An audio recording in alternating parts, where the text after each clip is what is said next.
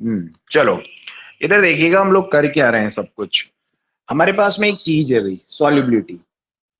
Solubility एक word है मेरे पास में, और इस सॉल्युबिलिटी पर कौन कौन से फैक्टर इफेक्ट डालते हैं वो हम लोग स्टडी कर रहे हैं। ठीक है, अच्छा सॉल्युबिलिटी का मतलब सीख लेना एक बार सभी बच्चे।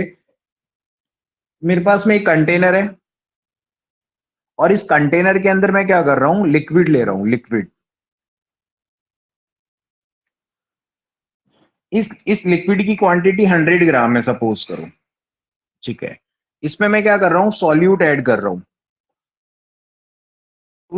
कब तक ऐड करूंगा, जब तक कि ये सॉल्यूट हो जाए saturated.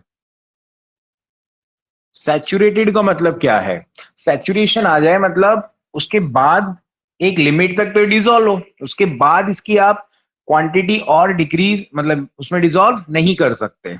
No more solute can be added after saturation, मतलब सैचुरेशन आ गई है उसकी। जैसे आप एक काम करो, घर पे आप है ना पानी के अंदर शुगर मिक्स करते जाओ, तो शुगर मिक्स करते जाओगे तो एक लिमिट के बाद में क्या होगा, चाशनी सी बन जाएगी ऐसा, बिल्कुल।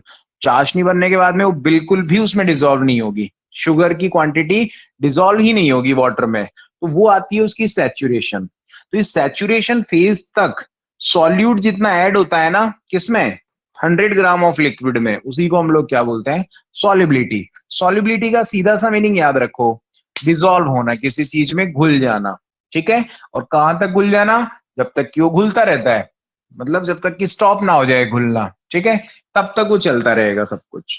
ये बात ध्यान रखिएगा, सबसे इंपॉर्टेंट है। अब सॉल्युबिलिटी को आप इंक्रीज कैसे कर सकते हो, सबसे इंपॉर्टेंट फैक्टर ये है। देखो भाई, ये मेरे पास में लिक्विड है, और इस लिक्विड में मैं डिसॉल्व करना चाहता हूं गैसियस पार्टिकल्स। लेकिन गैसियस पार्टिकल की तो एक प्रॉपर्टी होती है, उनमें तो क्या होता है, काइनेटिक एनर्जी होती है। गैसेस पार्टिकल के पास में मोशन की एनर्जी होती है, पार्टिकल्स इधर उधर भागते हैं। गैसेस पार्टिकल वो ऐसा नहीं है कि पानी को देखकर अंदर आएंगे, उन्हें कोई मतलब नहीं है, वो तो सिर्फ इधर उधर भागे जा रहे हैं इस तरीके से। अब क्या कर रहे हैं हम लोग, या हेनरी ने क्या किया, हेनरी ने इनको कंट्रोल करने के लिए इनके ऊपर प्रेशर लगा दिया। अब प्रेशर पिस्टन की फॉर्म में लगता है, ये पिस्टन बना दिया मैंने यहाँ पे। पिस्टन मतलब आप इंजेक्शन का बैक साइड देख लो यार, उस बैक साइड को अगर मैं प्रेस करता जाता हूं तो लिक्विड आगे की तरफ नहीं भागता क्या, ऐसा ही होता है पिस्टन, इसको बोलते हैं पिस्टन। अब ये पिस्टन नीचे जा रहा है भाई, पिस्टन नीचे जाता जा रहा है, तो बताओ गैसेस पार्टिकल के पास अब बेचारों के पास स्पेस ही नहीं है ऊपर जाने के लिए।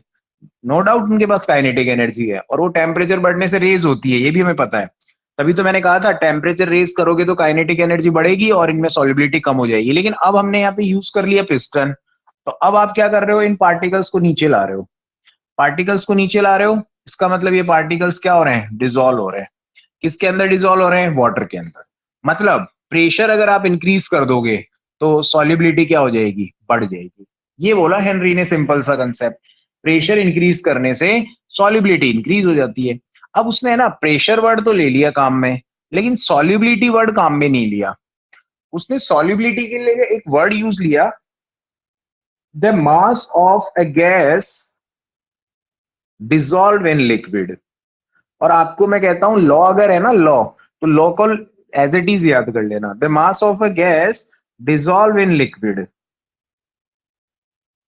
एक लिक्विड के अंदर मास, मास का मतलब समझते हो, उसके क्वांटिटी। भाई अभी देखो यहाँ पे सपोज करो कुछ पार्टिकल्स ही हैं, मतलब बहुत कम मास इसमें डिसॉल्व हो रहा है, कम क्वांटिटी डिसॉल्व हो रही है, और आपने जैसे ही प्रेशर इंक्रीज कर दिया, ये जो डिसॉल्व होने का जो मास है वो बढ़ जाएगा। तो इसको ऐसा बोला उन्होंने, the mass of a gas dissolve in liquid, इसको एम से रिप्रेजेंट किया उन्होंने, हेनरी ने। फिर डॉल्टन ने अलग वर्ड यूज कर लिया, बट हम इनिशियली हेनरी लॉ पढ़ रहे हैं तो उसी की बात करेंगे। तो the mass of a gas dissolve in liquid, ये क्या है भाई, मास ही तो है, ये गैस का मास है, उसका क्वांटिटी है, जो कि क्या होने जा रहा है, डिसॉल्व होने जा रहा है, किसमें, लिक्विड में। तो इस लाइन को क्या बोलते हैं, the mass of a gas dissolve in a liquid is directly proportional to the applied pressure. मतलब जितना ज्यादा आप प्रेशर इस पे अप्लाई करते जाओगे उतना ज्यादा मास गैस का क्या होता जाएगा, डिसॉल्व होता जाएगा। सिंपल सी कंसेप्ट है। तो इसको हेनरी ने हेनरीज लॉ बोल दिया, सिंपल सा। तो यहाँ पे हमने लिखा the mass of a gas dissolve liquid अच्छा, इसमें वॉल्यूम फिक्स रहना चाहिए और टेम्परेचर भी नहीं बढ़ना चाहिए। क्यों? क्योंकि टेम्परेचर बढ़ोगे तो पार्टिकल इधर उधर भागेंगे, काइनेटिक एनर्जी बढ़ेगी। वॉल्यूम भी फिक्स रहेगा। जैसे ये कंटेनर है, इस कंटेनर का ये पार्ट है ना फिक्स होना चाहिए, ये पार्ट फिक्स होना चाहिए, वॉल्यूम। वरना क्या होगा, आप पिस्टन से तो अगर वॉल्यूम फिक्स नहीं है, पिस्टन तो ऊपर लगाते जा रहे हैं बट ये नीचे जाता जा रहा है, तो फिर कहां से सॉल्युबिलिटी होगी? इसको कांस्टेंट रखना है और फिर इन गैसियस पार्टिकल को लिक्विड के सरफेस पे लेके आना है, लिक्विड में डिसॉल्व करना है। ठीक है, तो ऐसा लिखना है, the mass of a gas of a the mass of a gas dissolved in a liquid is directly proportional to the pressure। ये इसका लॉ है। प्रोपोर्शनल का हटा के साइन इक्वल का साइन लगा दो, के आ जाएगा यहाँ पे के एच, तो ये इसका मैथमेटिकल एक्सप्रेशन हो गया।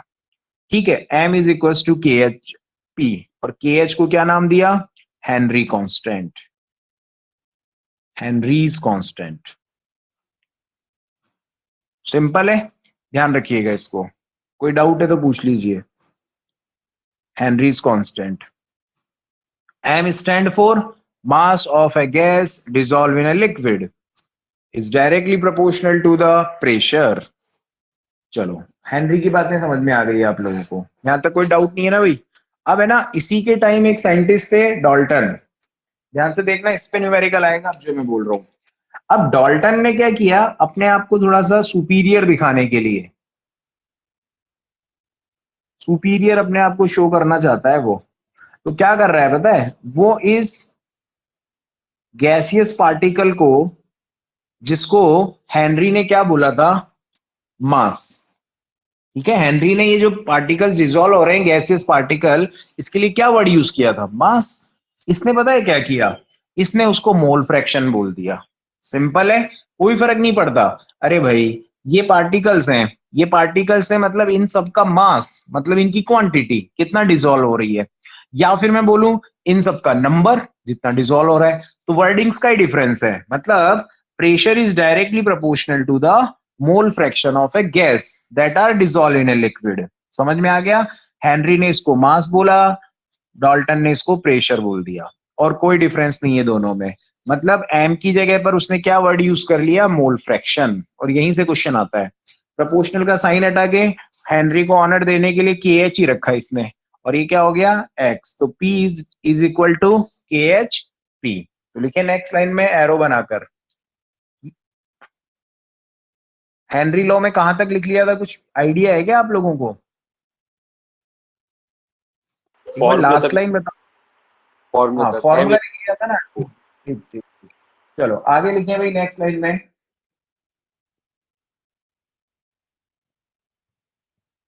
लिखना जरा, ऐसा लिख लो इसको, एरो बना दो ऐसा करके। ठीक है, और लिखना the pressure of a gas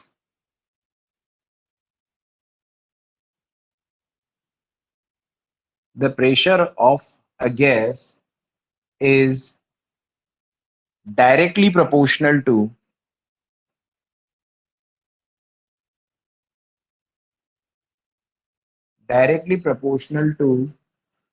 the mole fraction।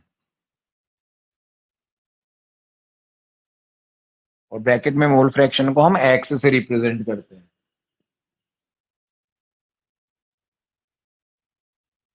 P is equals to, sorry, P is directly proportional to X, P is equals to KHX।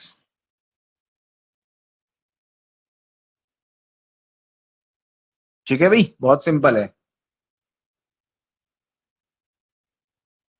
आपको पता है एक इक्वेशन होती है हमारे पास में, लीनियर इक्वेशन या लीनियर लाइन जो होता है ना, उसके according y is equals to mx plus c। अभी कोई लिखना नहीं है, समझें इसको। देखो, एक इक्वेशन हमारे पास में क्या है, y is equals to mx c। पहले मैं समझा देता हूं पूरा। ये मेरे पास में y एक्सिस है, ये x एक्सिस है। y एक्सिस यहां लिख देता हूं, x यहां लिख देता हूं। अगर कोई ग्राफ स्ट्रेट लाइन आ रहा है, तो अगर मैं उसको जीरो से स्टार्ट करता हूं, मतलब यहां से ये स्ट्रेट लाइन ग्राफ बना दिया मैंने, ये लो स्ट्रेट लाइन ग्राफ बना दिया, ये तभी बनेगा जब ये इक्वेशन होगी y is equals to mx। ठीक है, ये y is equals to mx की इक्वेशन है, ध्यान रखना। मतलब जो अभी हमारा चल रहा है ना टॉपिक, उसी का ग्राफ है। कैसे, क्या लिखा मैंने, p is equals to m, p is equals to kh, और वहां क्या लिखा था, x। ये x यहाँ एक्सिस है और ये x यहाँ मोल फ्रैक्शन है। इस इक्वेशन को इससे कंपेयर करो, क्या ये इस इक्वेशन में सूट होती है क्या? यस। p लिखना है y एक्सिस पे, तो y एक्सिस पे मैं क्या लिख दूंगा, प्रेशर। ओके, x एक्सिस पे क्या लिखना है, मोल फ्रैक्शन, तो x एक्सिस पे क्या लिख दूंगा, मोल फ्रैक्शन। तो इक्वेशन लाइन सेटिस्फाइड कर रही है इसको। यहाँ m जो है वो स्लोप होता है, स्लोप। स्लोप का मतलब आपको समझ में आता है, टेन थीटा, मतलब ये कितना झुका हुआ है। ठीक है, यहाँ बेस से कितना डिग्री पे ये स्लोप बन रहा है। तो इसको मैं लिखता हूं, यहाँ ग्राफ के ऊपर लिखना पड़ता है slope is equal to k H. भाई वाई एक्सिस पे तो पी रख दिया, इन्होंने बोला वाई एक्सिस पे पी रखो, ये रहा वाई एक्सिस, इस पे पी रखा। मोल फ्रैक्शन एक्स एक्सिस पे क्या रख दिया, मोल फ्रैक्शन लिख दिया, ये लिख दिया। एम मतलब क्या आ रहा है, स्लोप। ये ग्राफ इस तरीके से स्टार्ट हो जाएगा और यहाँ खत्म हो जाएगा। ठीक है भाई, तो ध्यान रखना, इसको नोट कीजिए आप कॉपी में।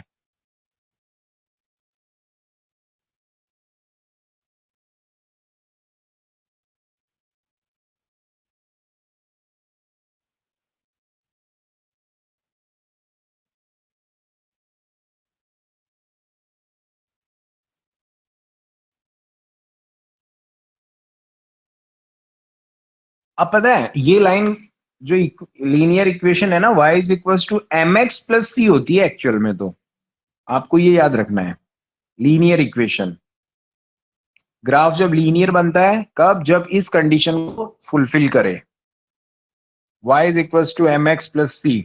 अब यहां प्लस सी हमारे वाले केस में कितना है, जीरो, क्योंकि ग्राफ यहां से स्टार्ट हो रहा है। यहां पर c की वैल्यू अगर मैं लिखूं, c कितना है भैया, जीरो है। जीरो है मतलब आपको ग्राफ को स्टार्ट करना है यहां से। लेकिन कभी कभी क्या होगा, c मानी होता है इंटरसेप्शन। कभी कभी क्या होगा, c की वैल्यू कुछ आ जाएगी, जैसे मैं इसी इक्वेशन को चेंज कर रहा हूं, आप लिखना मत। p is equal to k h x plus W, ये ऐसा कोई इक्वेशन होता। तो अब यहाँ c जीरो तो है नहीं, जीरो नहीं है, अभी लिखना नहीं है, जीरो नहीं है मतलब ग्राफ जीरो से स्टार्ट नहीं होगा। तो ग्राफ कहां से स्टार्ट होगा उसको मैं समझाता हूं। अगर c की वैल्यू कुछ दिखाई दे जाए ना आपको, तो अब ग्राफ को आप थोड़ा सा ऊपर से स्टार्ट कर देना। फिर ये वाली जो चीज है ना, ये है वो c, जिसको आप क्या मान रहे हैं अभी, w।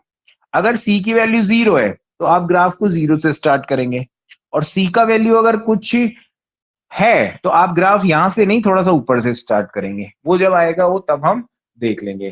तो कोई अगर आपसे पूछे y is equal to M x plus C graph किस इक्वेशन को रिप्रेजेंट करता है, तो लीनियर इक्वेशन होती है, इससे लीनियर ग्राफ बनते हैं ना, लाइन ग्राफ। और यहाँ पर m क्या है लिख लीजिएगा, स्लोप। x क्या है, एक्सिस, x एक्सिस। और c क्या है, इंटरसेप्शन। और y क्या है, y एक्सिस है, और क्या है, y axis. y is equal to M x plus c, कौन सा ग्राफ बनाया अभी, p is equal to k h x, और c यहां कितना था, जीरो।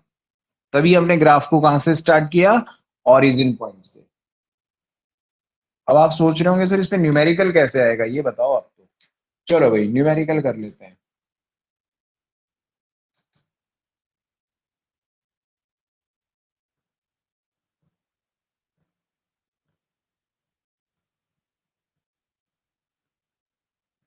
चले, लिखिए question.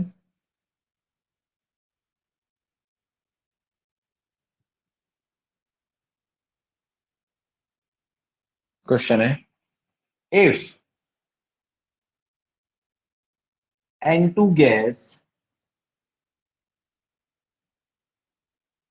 is dissolved in 1 liter of water। तो आप यहीं इस लाइन से ही समझ गए कहां से आया क्वेश्चन। ये गैस है और ये क्या है, लिक्विड। लिक्विड में गैस की सॉल्युबिलिटी हेनरी ने बताई थी, तो ये हेनरी लॉ से रिलेटेड ग्राफ है, मतलब इक्वेशन है, ध्यान रखना। चलो भाई ऑफ वाटर यहां तक लिख दिया, लिखना द प्रेशर या पार्शियल प्रेशर, पार्शियल का मतलब होता है अकेले का ना, नाइट्रोजन का, तो एक ही बात है, प्रेशर बोलो या पार्शियल प्रेशर बोलो, लिखना ऐसे लिखना, सॉरी, एन टू एक्सर्ट या एक्सर्ट्स कर लेते हैं, N two exerts a partial pressure of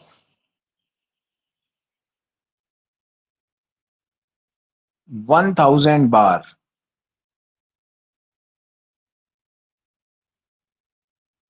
और के एच की वैल्यू गिवन है यहाँ पे, के एच कितना लेते हैं, 50 ले लेते हैं, 50 किलो बार, ठीक है भाई।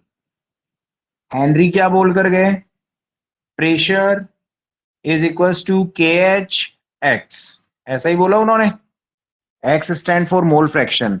नाइट्रोजन की बात कर रहे हो तो यहाँ शॉर्ट में नाइट्रोजन नाइट्रोजन लिख सकते हो, नो प्रॉब्लम, ठीक है। अब देखो इसमें क्या क्या गिवन है यार, गिवन क्या है, इसमें गिवन है, एक तो बार गिवन है, मतलब पार्शियल प्रेशर, पी की वैल्यू गिवन है, ठीक बात है क्या, के एच की वैल्यू गिवन है, क्या नहीं है हमारे पास में, मोल फ्रैक्शन, तो एक्स इज इक्वल टू मैं क्या लिख सकता हूं, P upon K H, note कीजिए इसे यहां तक,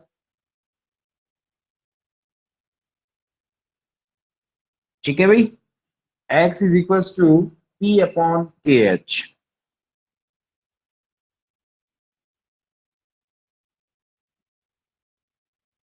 अरे क्वेश्चन तो लिखा ही नहीं इसमें, लिखना क्वेश्चन तो पूरा करो, इसको क्या पता करना है, लिखना how many moles of N2 gas dissolved in water. भाई इन्होंने बोला है कि ये गैस है ना, 1 लीटर पानी में घुली हुई है, तो वो पूछ रहे हैं कितनी घुली हुई है ना, उसकी क्वांटिटी पूछी है उन्होंने, हाउ मेनी मोल्स पूछे हैं उसके। चलो भाई यहां तक कोई डाउट नहीं है, X is equal to P upon K H, P का वैल्यू कितना है 1000 बार, और दूसरा क्या है आप लोगों का, दूसरा है आपका 500 किलो बार है। अब प्रॉब्लम हो गई ना, यहाँ बार यूनिट आ रही है और यहाँ किलो बार आ रही है, तो आप क्या करेंगे, इसको आप बार में चेंज कर लेंगे, किलो हटाने के लिए 1000 से मल्टीप्लाई कर दो, तो ये हो गया 50 और ये हो गया बार, तो बार बार हो गया सिंपल, तो ये हो गया 3 और ये भी 3, 1/50, यहाँ पर एक्स की वैल्यू हम लोगों को मिलने वाली है 1/50, और इसको और सॉल्व कर लीजिए पॉइंट में, तो ये हो जाएगा 0.02, ठीक है, एक्स की वैल्यू कितनी आ गई 0.02 आ गई है, बट ये तो क्या है भाई, मोल फ्रैक्शन है, एक्स क्या होता है आपको पता है ना, मोल फ्रैक्शन होता है, और एग्जामिनर हमसे सिर्फ क्या पूछ रहा है, मोल, बहुत आसान हो गया है तो सब कुछ, यहां तक नोट कीजिए पहले इसको,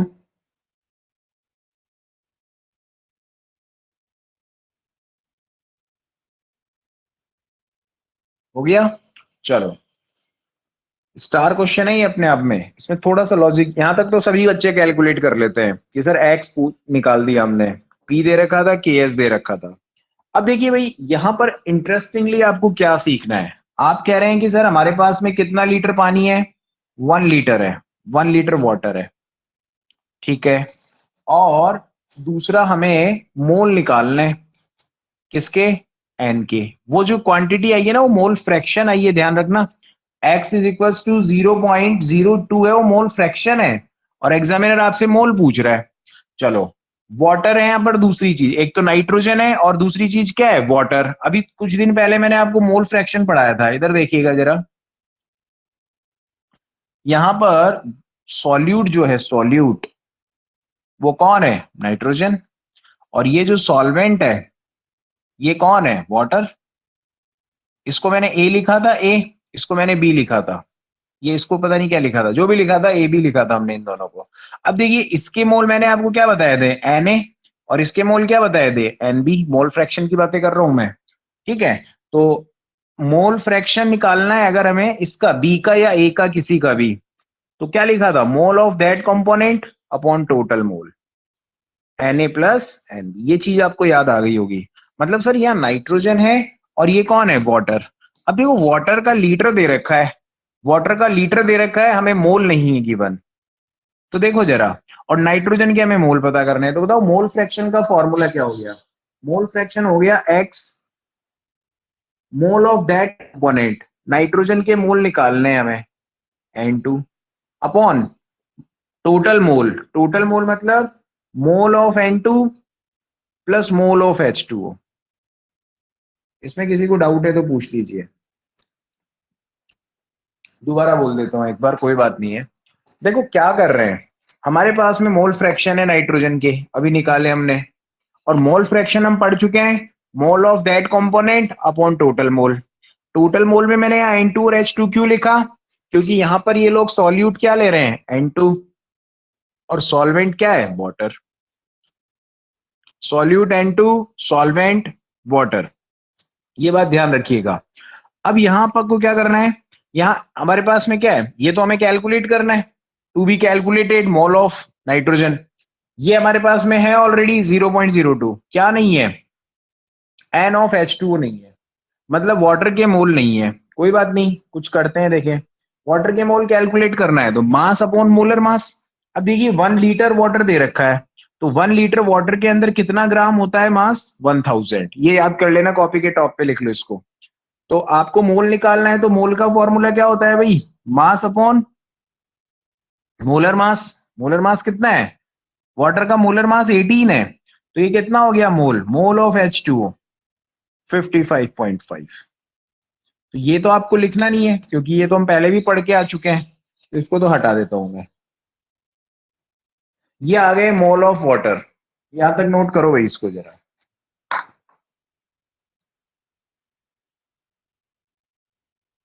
ये है सब।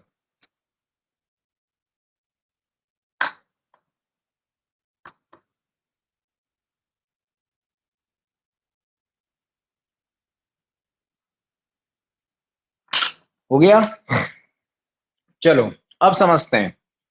यहां पर अब देखना मैं क्या लिख रहा हूं, अब ये मोल इसमें पुट कर रहा हूं, X of N2 is equal to N of N2। अब देखना भाई यहां लिखा है एन ऑफ N2 प्लस 55.5। अब मैं आपको एक राज की बात बताता हूं, 55.55 राज की बात क्या है। यहां पर जब भी आप इस तरीके का केस पढ़ेंगे, मतलब मोल और 55.55, आपको क्या करना है, इस एन को नेगलेक्ट करना है। क्यों, क्योंकि हम ऐसा मानते हैं कि एन की वैल्यू बहुत बहुत कम है 55.55 से। तो एन को हम लोग क्या करेंगे, हमेशा करना है ऐसा, इसी क्वेश्चन में नहीं। अगर आपके पास में दोनों चीजें अननोन है तो और प्लस में कोई चीज आ रही है, तो इसको हटाने के लिए इसको नेग्लेक्ट कर देते हैं हम लोग, कैसे, इसको लेस देन कंसिडर करके। तो अब क्या मिला मुझे, X of N2 is equal to mole of N2 to be calculated upon 55.55। X of N2 कितना है, 0.02, खत्म। मोल ऑफ N2 आ जाएगा 0.02 इंटू 55.5 मोल ऑफ N2। इसको कैलकुलेट कर लीजिएगा काउंटिंग करके, है ना, बाकी इजी है ये सब। अब मैं एक बार इसको दोबारा एक्सप्लेन कर रहा हूं, आप नोट कर लीजिए एक बार। सेम क्वेश्चन आपको बुक में देखने को मिलेगा, बुक से करिएगा फर्स्ट नंबर का क्वेश्चन।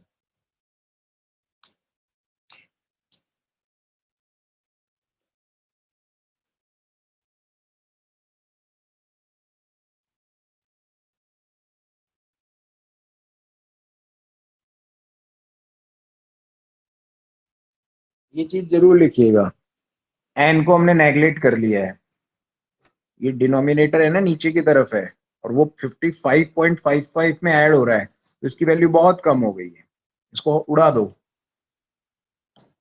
यहाँ इंपॉर्टेंट है मोल ऑफ H2 कैसे निकाला। तो गिवन मास, मास कहाँ दे रखा था, कुछ नहीं दिया था, 1 लीटर बोला था, लीटर वीटर कुछ नहीं चाहिए, ग्राम चाहिए, तो 1 लीटर इज इक्वल टू 1000 ग्राम। 1000 मास हो गया, H2 का मोलर मास ही हो गया। तो बताओ कितनी दो बातें सीखने को मिली यहाँ पर, दो बातें कौन सी सीखने को मिली। अब सुनना जरा, मैं आपको इनडायरेक्टली बता देता हूँ। एक्स ऑफ N2 कैलकुलेट करना था, सॉरी मोल फ्रैक्शन नहीं, मोल कैलकुलेट करने थे। आपके पास में दो लोग हैं, इधर देखना जरा, एक तो वाटर है और एक नाइट्रोजन है, दो कंपोनेंट है सपोज करो। आपको क्या करना है, मोल और मोल फ्रैक्शन लिखना है N2 का। N2 का मोल फ्रैक्शन लिखना है तो आप क्या लिखेंगे, मोल ऑफ दैट कंपोनेंट, मोल को मैं रिप्रेजेंट कर रहा हूं N से, ये पूरा लिख देता हूं चलो। मोल ऑफ दैट कंपोनेंट का मतलब कौन, नाइट्रोजन। नाइट्रोजन का मोल फ्रैक्शन पता कर रहे हैं तो नाइट्रोजन के ही मोल लेने हैं, अपॉन टोटल मोल। टोटल मोल का मतलब क्या हो गया, मोल of H2O plus mole of N2। भाई दोनों के मोल बताया था ना मैंने आपको, मोल अपॉन टोटल मोल। चलो एक्स ऑफ N2, अब देखो यहां पर हमारे पास में N2 के मोल तो हमें कैलकुलेट करने हैं और मोल ऑफ H2O नहीं है हमारे पास में। अब मोल ऑफ H2O कैसे निकालते हैं, mass upon molar mass. Sir mass तो 1000 है ही नहीं, नहीं है, 1 लीटर है ना, तो आप उसको 1000 कर लेना अपॉन मोलर मास, तो ये 50, ये डायरेक्ट याद रखो, मोल और मोलरिटी सेम होती है वाटर की, 55.55। तो ये चीज हमें आ गई, इसको नेगलेक्ट कर दो। X of N2, mole of N2 upon इसकी वैल्यू आ गई 55.55। ये टू बी कैलकुलेटेड है, ये पता कर लिया, ये चीज हमारे लिए मिसिंग है। इसके लिए हमें क्या करना है, हमें हेनरीज लॉ लगाना है। हेनरी, हेनरीज लॉ, उसने क्या बोला, प्रेशर के एच एक्स, खत्म हो गया खेल। पी दे रखा है क्या, यस। के एच दे रखा है क्या, यस। क्या आ जाएगा, एक्स आ जाएगा, उस एक्स की वैल्यू उठा के यहाँ रखो। इस तरीके से आपको क्वेश्चन करने हैं भाई, ठीक है। कोई डाउट है तो पूछ लीजिए, आसान क्वेश्चन है। नेक्स्ट हेडिंग लिखिएगा limitation of, limitation, Henry law कहां नहीं लग सकता, लिमिटेशन ऑफ हेनरी,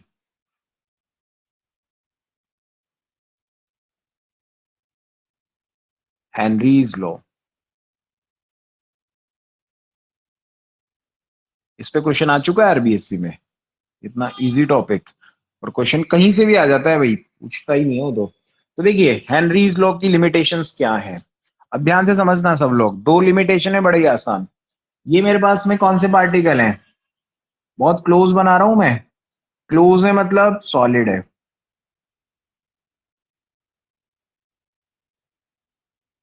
थोड़े से दूर दूर बना दो भाई, मतलब क्या है, लिक्विड, और दूर बना दिया गैस। अब एक काम आप नहीं कर सकते क्या, क्या गैस को लिक्विड नहीं बना सकते क्या, गैस को लिक्विड बनाया जा सकता है। कैसे, इसको कंप्रेस कर दो, कंप्रेस करना मतलब इस पे प्रेशर लगा दो तो पार्टिकल इस ऑर्डर में आ जाते हैं। और ऐसा होता भी है, आप लोग अपने घर का सिलेंडर उठाएं कभी और उस सिलेंडर को हिलाओ कभी, तो ऐसा लगेगा पानी बह रहा है अंदर कुछ, वो पता है क्या है, वो गैस हुआ करती थी किसी जमाने में, उसका नाम भी हुआ करता था लिक्विफाइड पेट्रोलियम गैस, मतलब वो गैस थी उसको लिक्विफाइड कर दिया, मतलब क्या कर दिया, पानी बना दिया उसको।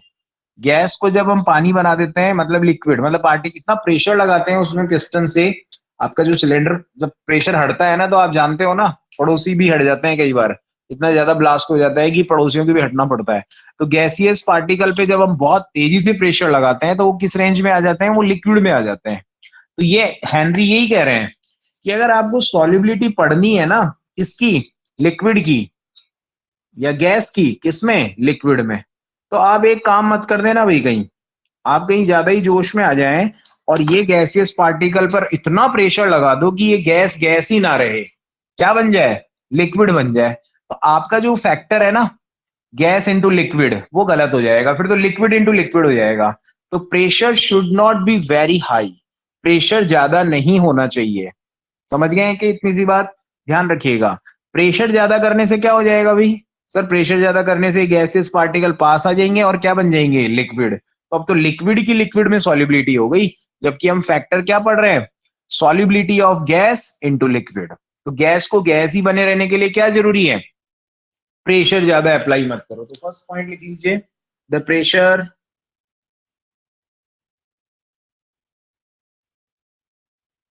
शुड बी लो।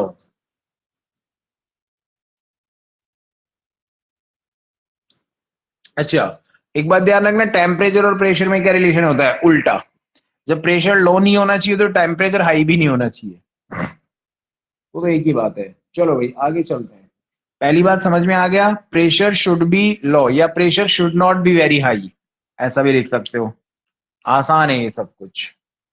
दूसरी बात समझना जरा, ये गैस इस लिक्विड के साथ रिएक्ट नहीं करनी चाहिए, डिसॉल्व होनी चाहिए। मतलब क्या है सर, देखो अगर क्लोरीन ने यहाँ वाटर के साथ रिएक्ट कर लिया तो फिर सॉल्युबिलिटी कहाँ हो गई, फिर तो इन दोनों के कॉम्बिनेशन से एक प्रोडक्ट बन जाएगा।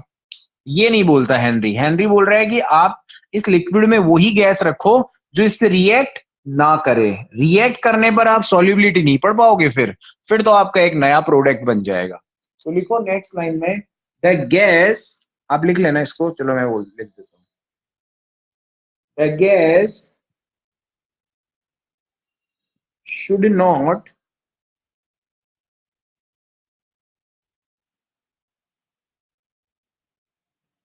Undergo compound formation. कंपाउंड का फॉर्मेशन नहीं होना चाहिए, वरना तो क्या मतलब है। या अगर आपको ये नहीं अच्छा लग रहा तो आप सीधा सा लिख लो, the gas should not be react with liquid. ये महाभारत नहीं समझ में आ रही इतनी सी, तो यहाँ पे लिख लो, the gas should should not react with liquid. एक ही मतलब है, गैस लिक्विड के साथ रिएक्ट नहीं करनी चाहिए।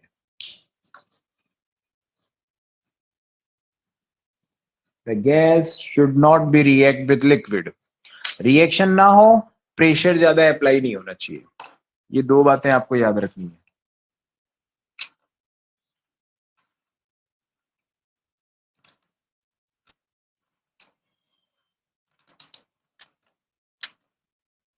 लास्ट टॉपिक लिखना, application of Henry's law.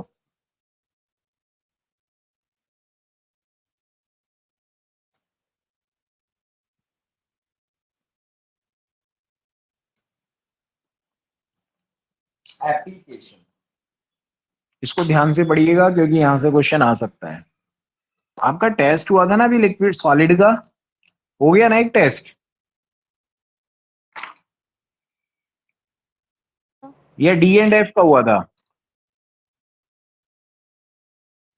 Organic का लिया था सर आपने? ऑर्गेनिक का नहीं मैंने नहीं, अरे स्कूल में डी एंड एफ। नहीं हो। चलो कोई बात नहीं, हो जाएगा अभी थोड़े दिनों में। सर बोले ऑफलाइन आते ही लेऊंगा टेस्ट, पहले पूछूंगा फिर पढ़ाऊंगा।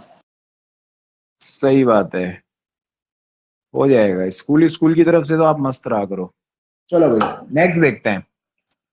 अगली बात करते हैं हम लोग, एप्लीकेशन की बात करेंगे। आखिर इसको आप यूज कहाँ करते हो हेनरी लॉ को, एप्लीकेशन लिखना, एप्लीकेशन ऑफ हेनरीज लॉ।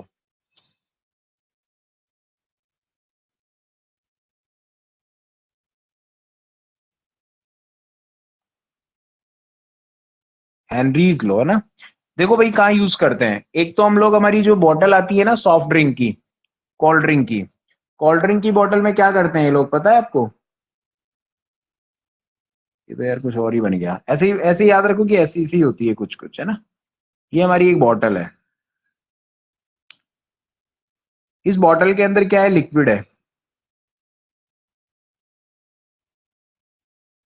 और इस लिक्विड में हमें कौन सी गैस फिल करनी है, CO2। तो पता है ये लोग क्या करते हैं, ये CO2 ऐसे नहीं होती कि ढक्कन खोल दिया और CO2 आके आसानी से डिसॉल्व हो गई, नहीं। CO2 क्या करते हैं, इसमें प्रेशर अप्लाई करते हैं ये लोग, पिस्टन लगाते हैं, पिस्टन लगाया, गैसेस पार्टिकल नीचे चले गए, CO2 ये इसमें डिसॉल्व हो गई। ये इसमें डिजोल्व होती है कब? जब आप लोग क्या अप्लाई करते हैं? प्रेशर। तो जितने भी सॉफ्ट ड्रिंक्स होते हैं, अगर उसमें आपको किसी गैस को डिसॉल्व करना है, इस CO2 को इस लिक्विड में डिसॉल्व करते हैं, तो हम लोग इस पे क्या अप्लाई करते हैं? प्रेशर। तो ये बात हमने कहां से सीखी? हेनरी ने तो बताई कि अगर कोई गैस आसानी से नहीं मानती है तो उस पर प्रेशर लगा दो। प्रेशर लगाने का मतलब पिस्टन से उसको कंप्रेस कर दो तो नीचे चली जाएगी, तो किस में डिसॉल्व हो जाएगी? लिक्विड के अंदर। तो ये लाइन तो कोई पूछता नहीं है आपसे, इसके बारे में कोई नहीं पूछेगा। पॉइंट क्वेश्चन यहां से आएगा, एनॉक्सिया क्या होता है? Very important. मैं दो वर्ड समझाऊंगा, एक तो एनॉक्सिया और एक बैंड्स। इन दोनों पे क्वेश्चन आ चुका है, बहुत ध्यान से समझना। आप लोग यहाँ खड़े हैं, ये क्या है आपकी? अर्थ, EARTH। ध्यान रखना, अगर आप अंदर जाते हैं, कहा? सी वाटर में। अर्थ के नीचे हम मानते हैं सी वाटर है, तो प्रेशर क्या होता है? इंक्रीज। और अगर आप अर्थ से ऊपर जाते हैं तो प्रेशर होता है डिक्रीज। ये बात हमेशा लाइफ में याद रखना।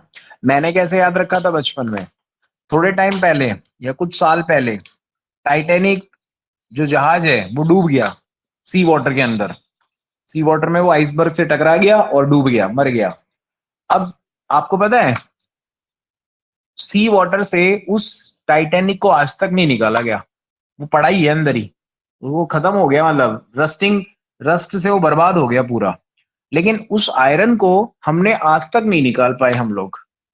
ठीक है, तो दो रीजन बताते हैं उसके, और आप भी पढ़े लिखे लोग हैं, आपको पता है कि सी वाटर के अंदर क्या होता है? प्रेशर बहुत ज्यादा होता है, नीचे जाने पर प्रेशर बढ़ता है। तो प्रेशर बढ़ने से क्या होता है? कोई भी वहां पर डिवाइस गई ही नहीं पाई, मतलब कोई भी, ऐसा बोल सकते हैं, कोई भी मशीनरी पार्ट बोल देते हैं, मशीन वहां पर जा नहीं पाई जो उसको रिसीव कर सके, उसको है ना निकाल सके बाहर। क्यों?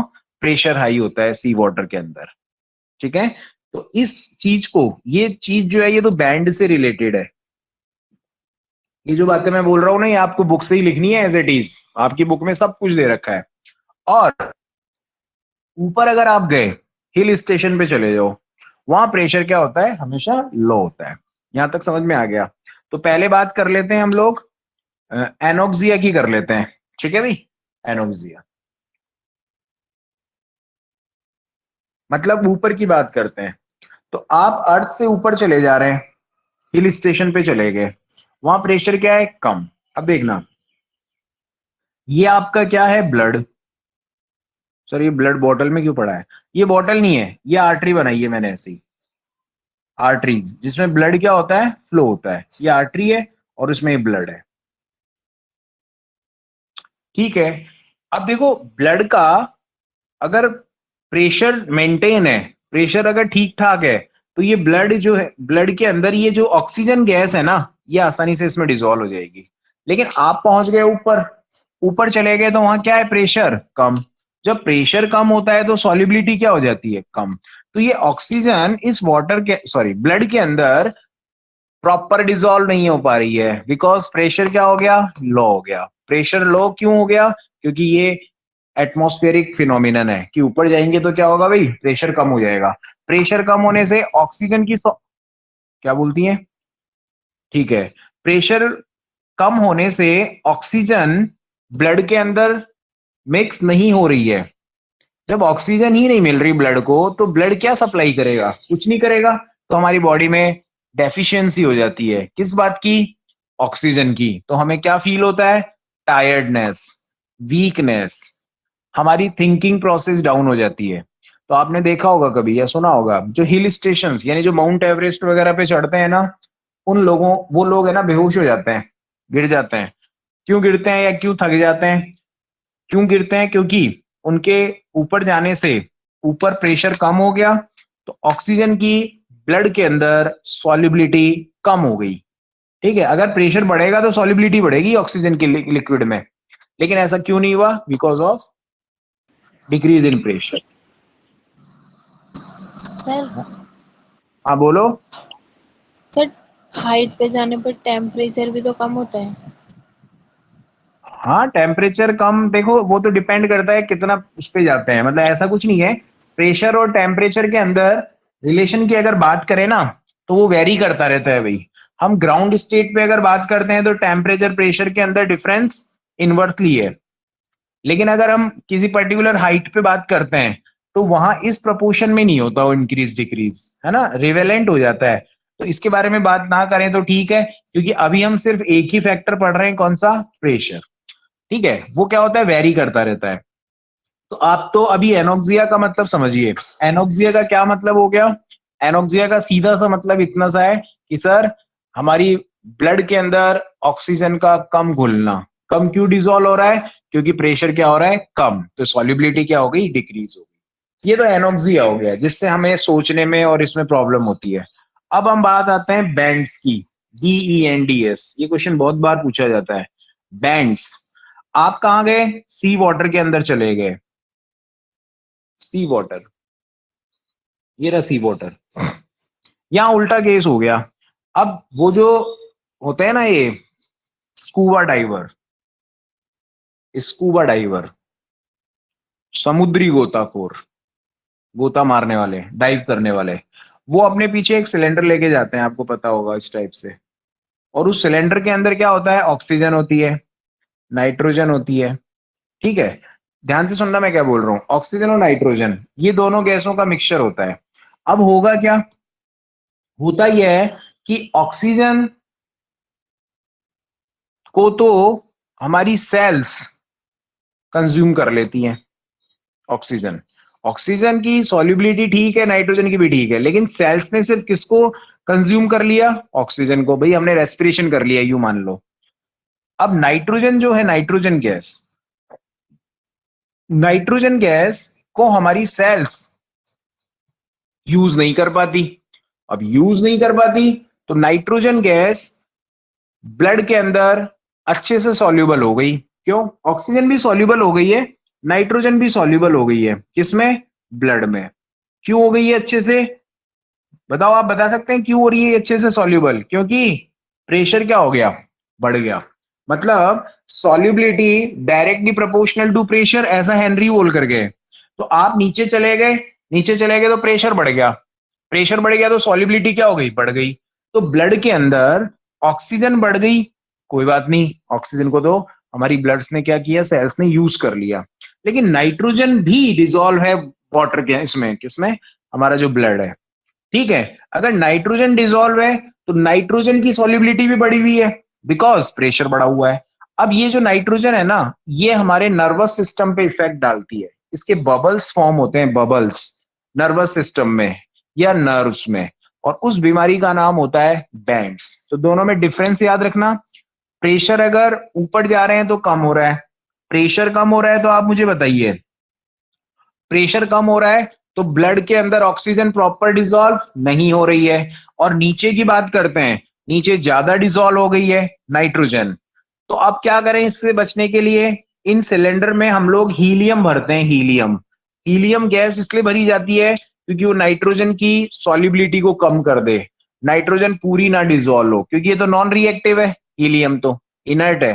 तो ध्यान रखना, कई बार क्वेश्चन आता है कि जो स्कूबा डाइवर्स होते हैं उनमें हीलियम गैस को क्यों भरा जाता है उनके सिलेंडर में, तो वो क्या करता है, नाइट्रोजन की सॉल्युबिलिटी को कम कर देता है। और अगर नहीं कम कर पा रहा है तो उससे कौन सी बीमारी हो रही है, बैंड्स। इन दोनों बातों को आप बुक से कॉपी पेस्ट कर लीजिएगा, मतलब जैसा मैंने बोला है ना, यही सब बुक में लिखा हुआ है। तो नोट्स फॉर्म में लिख लीजिएगा, एप्लीकेशन ऑफ हेनरीज लॉ। ये था आज तक, इंतजार कीजिए कल 3:30 बजे तक या 3 बजे तक, मैं टाइम मैसेज कर दूंगा।